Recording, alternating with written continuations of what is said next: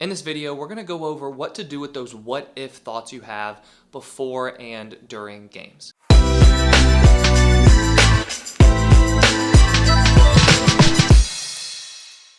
Hey there, I'm Eli Straw, mental performance coach and the founder of SuccessStartsWithin.com. What-if thoughts include those thoughts you have where you say, well, what if this happens? What if I make a mistake? What if the other team is really good? What if coach benches me? Those are all of the what-if thoughts you have that will involve what's going to happen during the game or by the end of the game. Now, what's wrong with these what-if thoughts? Well, these what-if thoughts will lead to more anxiety and fear in the moment. I was on a call yesterday with a client and we were talking about these what-if thoughts. And we were going over how at the beginning of games, she has a lot of thoughts about what will happen. And so going through her mind are all these different thoughts about what if coach benches me? What if I make a mistake? What if I embarrass myself? What if I let my parents down? What if I let my teammates down? All of these different thoughts about the future. When she has these thoughts, what they do is they take her out of the present moment. But in addition to taking her out of the present moment, these what if thoughts create more tension in the moment. So then we're going to see one of two things happen.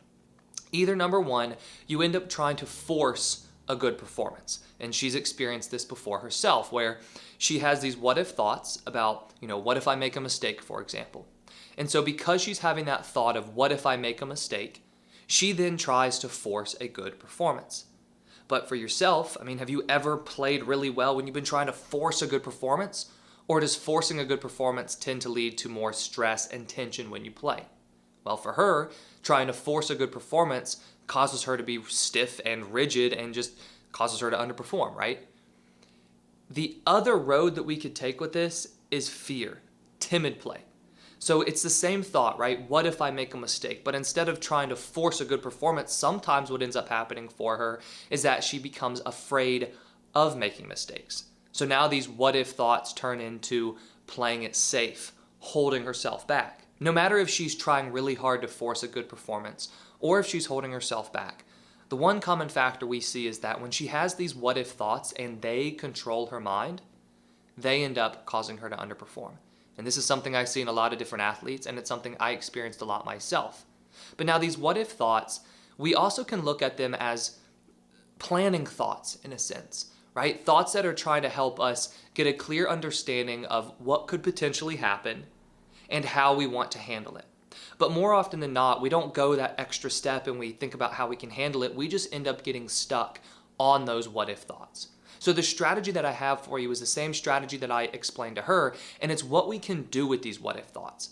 Because when you have thoughts about the future when you play, about what the performance will look like, those are subconscious thoughts. They're automatic. You're not trying to have those what if thoughts. They just pop into your head. So we're going to be wasting a lot of time right now if we try to eliminate those thoughts completely. Instead, we want to learn how to handle the what if thoughts once we have them. So let's take the example of thinking, what if I make a mistake? Now, going into a game, would you say that you want to make a mistake? No, right? That's not your goal. That's nobody's goal.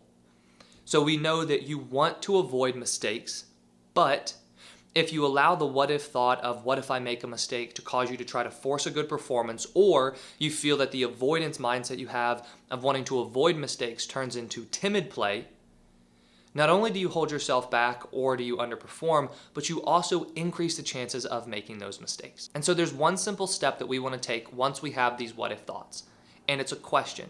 You want to ask yourself, what can I control about this?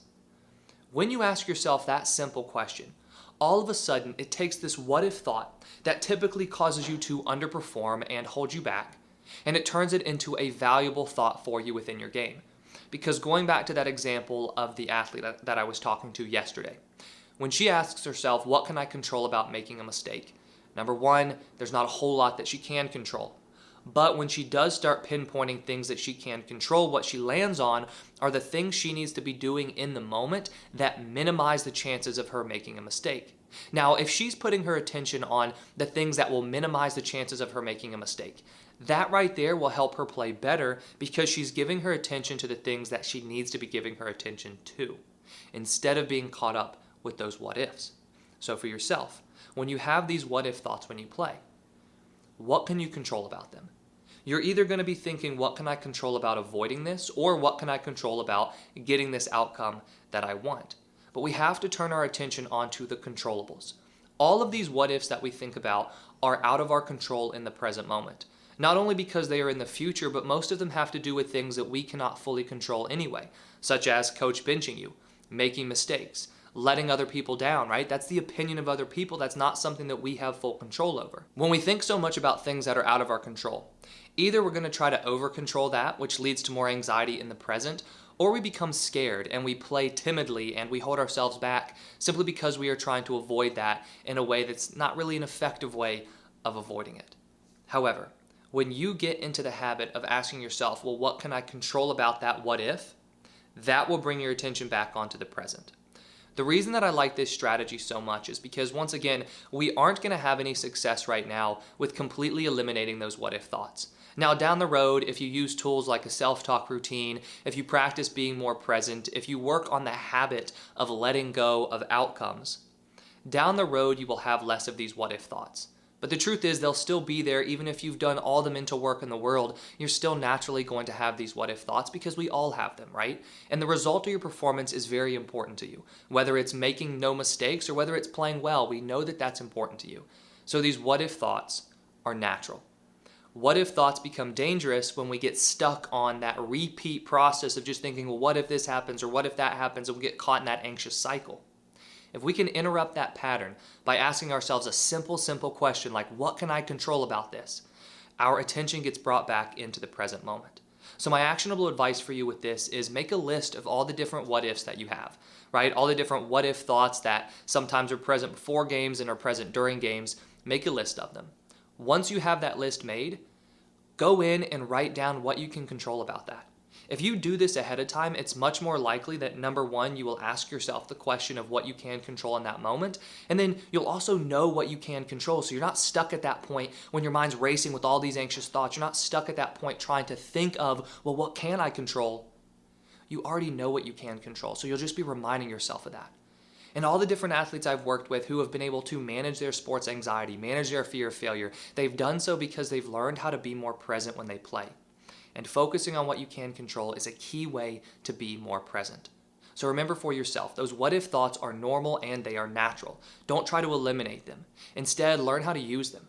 Use them to get your attention back onto the process and onto what you can control in this moment by asking yourself, well, what can I control about that? I hope you enjoyed this video, and if you're interested in learning more about one-on-one mental coaching or any of the sports psychology programs that I have available, links to those are in the description below. And please hit that like button and subscribe if you haven't already. I put out new videos each week on sports psychology and mental training.